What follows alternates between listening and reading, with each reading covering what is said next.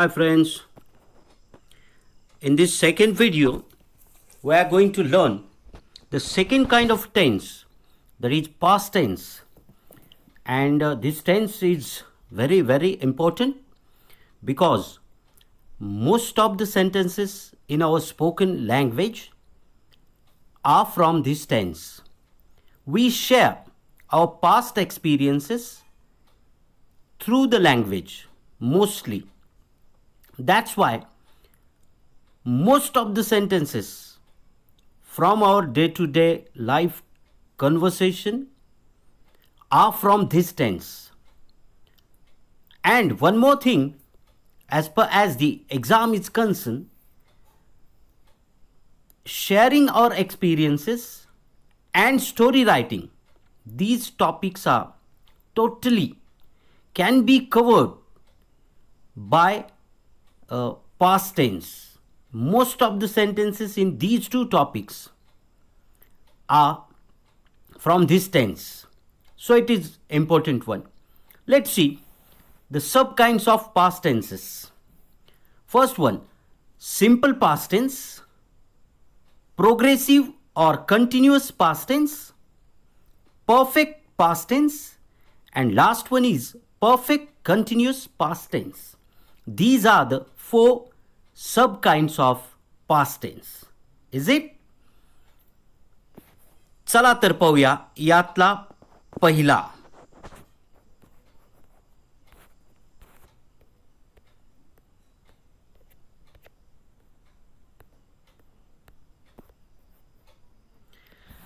Simple past tense, साधा भूतकाळ. अत्यंत महत्त्वाचा असा हा काळ आहे.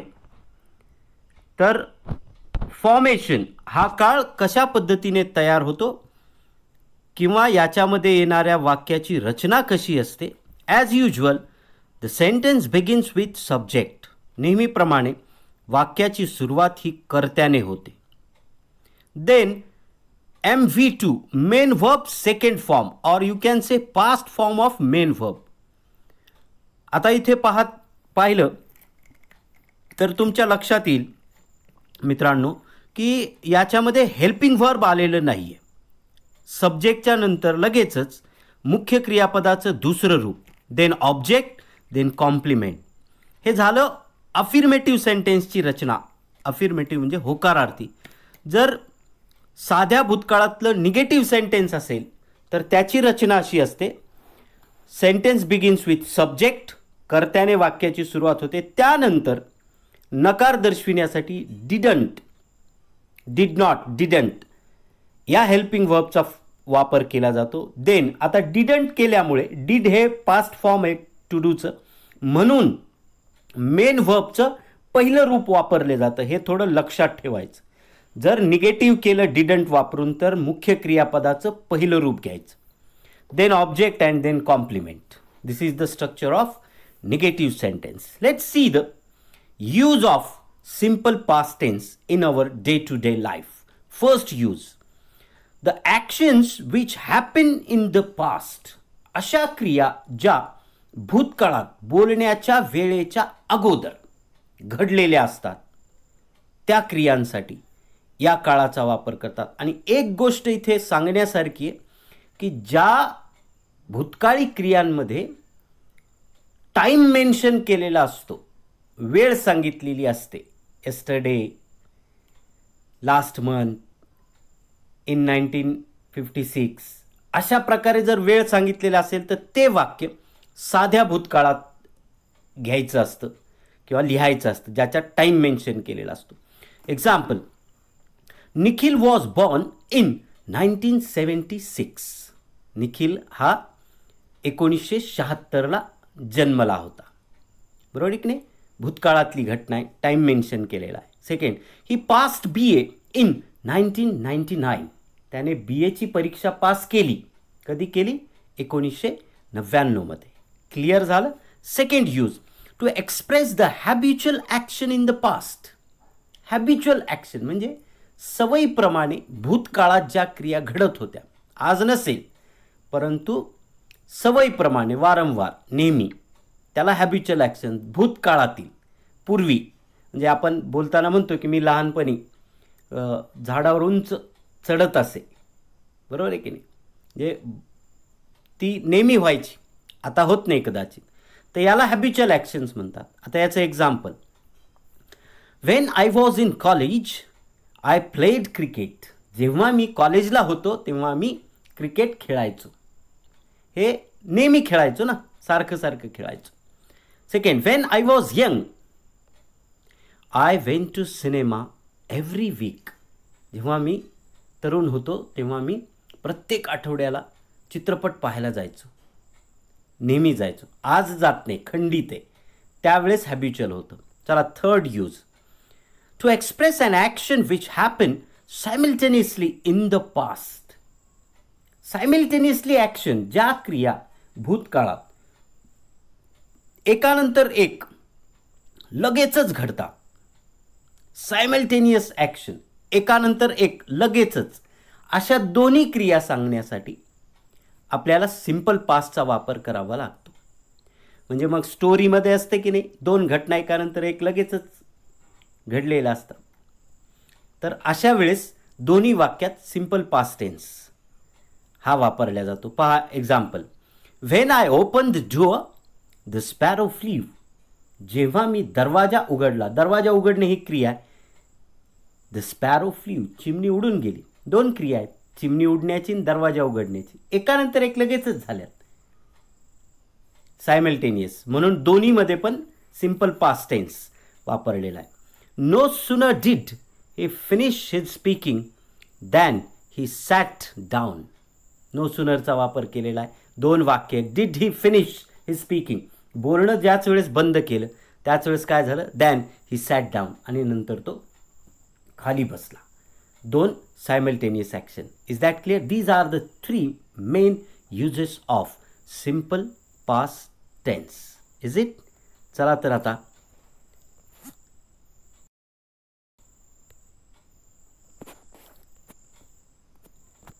Second kind of a past tense, that is past progressive tense, किंवा याला continuous past tense, past continuous tense, अशा कुठल्याही नावाने तुम्ही संबोधू शकता. फॉर्मेशन ऑफ दिस टेन्स, या टेन्सचं फॉर्मेशन, यातलं वाक्य कसं तयार होतं. Subject, then was or were, दोन्हीपैकी एक. इथे हेल्पिंग वर्ब आलेत, वॉज किंवा were. Then main verb, but ING, त्या मेन वर्बला ING form of main verb वापरायचे. Then object, then complement and full stop. आता याचं निगेटिव्ह करायचं असेल तर काय करावं लागेल, फक्त हेल्पिंग वर्बला नॉट जोडायचं. Was not, were not, wasn't, weren't, आणि main verb ING form. Clear झालं? Uses, to express an action which was going on in the past. अशा क्रिया ज्या भूतकाळामध्ये चालू स्थितीत होत्या, चालू होत्या, काही काळासाठी का होईना पण त्या चालू स्थितीत होत्या, अशा क्रिया सांगण्यासाठी प्रोग्रेसिव्ह पास्ट टेन्स किंवा कंटिन्युअस पास्ट टेन्सचा वापर करतात. For example, we were playing all the morning. We were playing all the morning, पूर्ण सकाळ आम्ही खेळत होतो. मग कदाचित ते 7ला सुरू झालेलं असेल, 10-11 वाजेपर्यंत चालू असेल. या दरम्यान ही क्रिया कशी होती, चालू स्थितीत होती. म्हणून Sita was writing a letter yesterday evening. ती काल पत्र लिहित होती संध्याकाळच्या वेळेला. पत्र लिहिण्याची क्रिया काही काळासाठी का होईना चालू स्थितीत होती. याचा second use, to express first action happen and second action was going on in the past. तर याच्यात दोन क्रिया आहेत. एक क्रिया झाली, परंतु कधी झाली, जेव्हा दुसरी चालू स्थितीत होती. म्हणजे एक क्रिया चालू स्थितीत असताना दुसरी घडली, अशा दोन क्रिया कॉम्बिनेशनमध्ये. तर या कॉम्बिनेशनमध्ये जी क्रिया चालू स्थितीत होती ती कंटिन्युअस पास्ट टेन्स किंवा प्रोग्रेसिव्ह पास्ट टेन्समध्ये सांगितल्या जाते, आणि जी दुसरी असते ती सिम्पल पास्टमध्ये. ठीक आहे नाही? आता पाहूया example, I was reading newspaper when somebody knocked at the door. दोन क्रिया घडल्या. एक, त्याने कोणीतरी येऊन दरवाजा ठोठावला, ही एक क्रिया आहे. पण हे केव्हा घडलं, जेव्हा मी न्यूजपेपर वाचत होतो. वर्तमानपत्र वाचत होतो. वर्तमानपत्र वाचण्याची क्रिया चालू स्थितीत होती तेव्हा दुसरी क्रिया घडली. दोन क्रिया आहेत. जी सेकंड घडली ती सिंपल पास्टमध्ये आणि जी चालू स्थितीत होती ती कंटिन्युअस पास्टमध्ये. या दोन्ही टेन्सचा मोठ्या प्रमाणात स्टोरी रायटिंगमध्ये खूप मोठ्या प्रमाणात वापर केला जातो. त्याच्यामुळे हे लक्षातच ठेवायचं. किंवा याला सिक्वेन्स ऑफ टेन्सेसमध्ये पण continuous past tense, simple past tense असा सिक्वेन्स असतो तो येतो. व्हेन, देन, दॅट टाईम आणि याने हे वाक्य जोडलेले असतात. I saw him, second example, when he was running. मी त्याला पाहिलं, ही एक क्रिया आहे पाहण्याची. पण केव्हा? जेव्हा तो पळत होता. पळण्याची क्रिया चालू स्थितीत होती. कॉम्बिनेशन क्लिअर झालं? Okay, this is all about the second past tense, that is past progressive.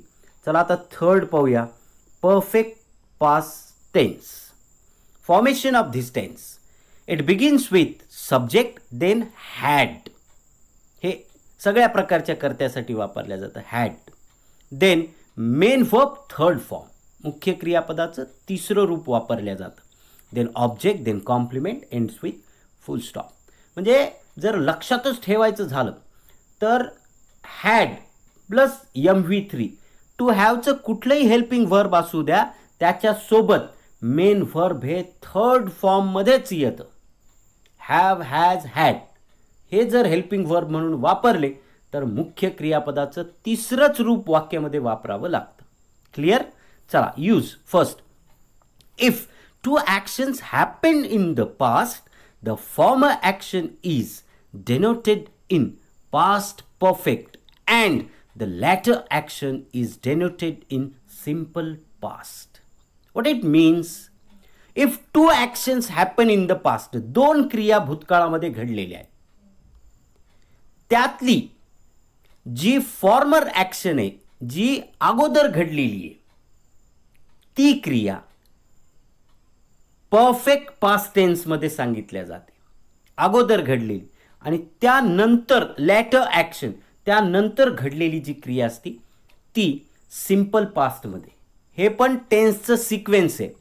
दोन क्रिया एकानंतर एक घडल्या. पहिले घडलेली क्रिया परफेक्ट पास्टमध्ये आणि नंतर घडलेली सिंपल पास्टमध्ये. हा सिक्वेन्स लक्षात ठेवायचा. स्पर्धा परीक्षेमध्ये याच्यावर मोठ्या प्रमाणात प्रश्न विचारले जातात. हा सिक्वेन्स आहे. परफेक्ट पास्ट, फर्स्ट ॲक्शन, त्यानंतर घडलेली second action, simple past. Got it? Example, the train had left when my uncle reach the station. काय अर्थ आहे या वाक्याचा?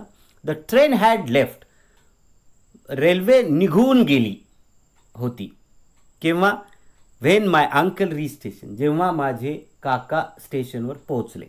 दोन क्रिया आहेत, रेल्वे निघून जाणे आणि काका स्टेशनवर पोहोचणे. पहिले कोणती घडली? रेल्वे निघून गेली म्हणून ती परफेक्ट पास्टमध्ये. आणि नंतर कुठली घडली? काका तिथे गेले, तर ही सिंपल पास्टमध्ये. ओके, चला second example. Mahesh had left before Prashant arrived. Prashant येण्याच्या अगोदर महेश निघून गेला होता. म्हणजे निघून जाण्याची क्रिया अगोदर घडली म्हणून ती महेश हॅड लेफ्ट, निघून गेला. आणि प्रशांत नंतर आला म्हणून ती सिंपल पास्टमध्ये, प्रशांत अराइव्ड. याचा second use, to express uncompleted wish in the past. आता हा लक्षात ठेवायचा की भूतकाळामध्ये आपल्या आयुष्यामध्ये अशा काही क्रिया, अशा काही विश असतात, इच्छा असतात की ज्या अनकम्प्लीट राहिलेल्या असतात, अपूर्ण इच्छा. त्या व्यक्त करण्यासाठी परफेक्ट पास्ट टेन्सचा वापर केला जातो. फॉर एक्झाम्पल, परंतु हे वाक्य घेण्याच्या अगोदर आय विश ही छोटीशी फ्रेज वापरली जाते. आता पाहूया. I wish I had passed in first division.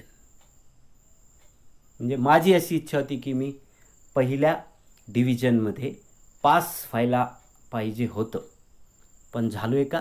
नाही. म्हणून हे अनकम्प्लिटेड. अशा अपूर्ण राहिलेल्या जेवढ्या काही इच्छा आहेत त्या तुम्ही आय विश आणि त्याच्या पुढे परफेक्ट पास्ट टेन्स या टेन्सचा वापर करून घेऊ शकता. ओके, चला तर पुढचा आणि शेवटचा tense perfect continuous past tense, पूर्ण अपूर्ण भूतकाळ. Formation, sentence begins with subject, then had. Okay, helping verb had plus एक वर्ड इथे ॲड करायचा, बीन. कंप्लीटेड ॲक्शन असल्यामुळे subject plus had plus been आणि कंटिन्युअस असल्यामुळे plus main verb I N G form, मुख्य क्रियापदाचं आय एन जी रूप, चौथं रूप तुम्हाला इथे वापरायचं आहे. Had been plus main verb I N G अशी रचना आली की ते वाक्य कुठलं असतं? Perfect continuous past tense. Got it? And then as usual object आणि complement ends with full stop. Okay, आता पाहूया याचा use. This sentence or this tense is used to express an action which was in progress from one point of time to another point of time in the past. Express an action which was in progress अशा क्रियेसाठी वापरल्या जातं की ज्या भूतकाळामध्ये काही काळासाठी का होईना चालू स्थितीत होत्या, एका पॉइंटला सुरू झालेले असतात आणि पुढच्या पॉइंटपर्यंत या दरम्यानच्या काळात त्या क्रिया चालू स्थितीत असतात. अशा वेळेस आता साधं उदाहरण जर सांगायचं तर कसं सांगता येईल? 1857ला स्वातंत्र्य लढा सुरू झाला, ते कुठपर्यंत चालू होता? म्हणजे 1857ला सुरू झाला, हा एक पॉइंट आहे. ते 1947 हा दुसरा पॉइंट. या दरम्यानच्या काळात स्वातंत्र्य लढा चालू स्थितीत होता. आज चालू आहे का? नाही, पूर्ण झाला 47ला, कंप्लीटेड. पण त्या दरम्यानच्या काळात तो एका पॉईंट ते दुसऱ्या पॉईंटच्या दरम्यान चालू होता. असं जेव्हा असतं तेव्हा या प्रकारचा म्हणजेच परफेक्ट कंटिन्युअस पास्ट टेन्स या काळाचा वापर केला जातो. हा एकमेव याचा यूज आहे जो महत्त्वाचा आहे. आता याचं एक्झाम्पल पाहूया. They had been working for 6 hours. ते 6 तासापासून काम करत आलेले होते. म्हणजे त्यांच्या कामाची सुरुवात पहिल्या तासापासून सुरू झाली. ते 6 तास या दरम्यान, 1 ते 6 तास या दरम्यान त्यांचं काम कसं होतं? चालू स्थितीत होतं. आत्ता चालू आहे का? नाही, पूर्ण झालं आहे, फक्त त्या दरम्यान चालू स्थितीत होतं, म्हणून हा काळ. आणि याचं नेक्स्ट एक्झाम्पल आहे. We had been waiting for the principal for 2 hours last Monday. Last मंडेला, मागच्या सोमवारी आम्ही 2 तासापर्यंत प्रिन्सिपलची वाट पाहत आलेलो होतो.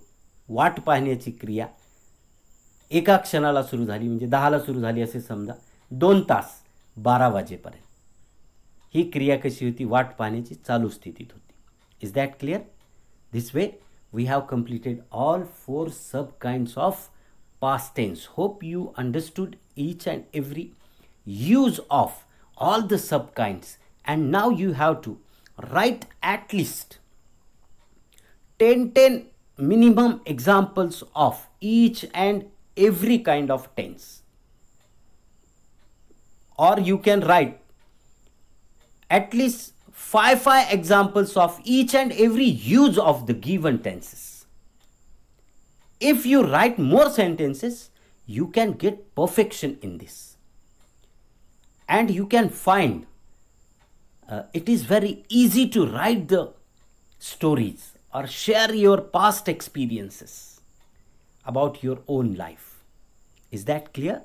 तर मित्रांनो, या पास्ट टेन्सचा व्यवस्थित अभ्यास करा. व्हिडिओ परत पहा, सगळे यूज समजून घ्या. ते समजावे म्हणून सोप्या भाषेत दिलेले आहेत आणि प्रत्येक यूजचे तुम्हाला जितके जास्त एक्झाम्पल स्वतःचे लिहिता येतील तेवढे लिहा. तुम्ही जितके जास्त एक्झाम्पल लिहिताल तितकं तुम्हाला खूप सोपं होऊन जाईल स्टोरी रायटिंग किंवा तुमचे स्वतःचे एक्सपिरियन्सेस जे भूतकाळात घडलेले असतात ते इतरांशी शेअर करायला. Is that clear? That's it for today. We are going to stop here. Thank you very much. Have a nice day.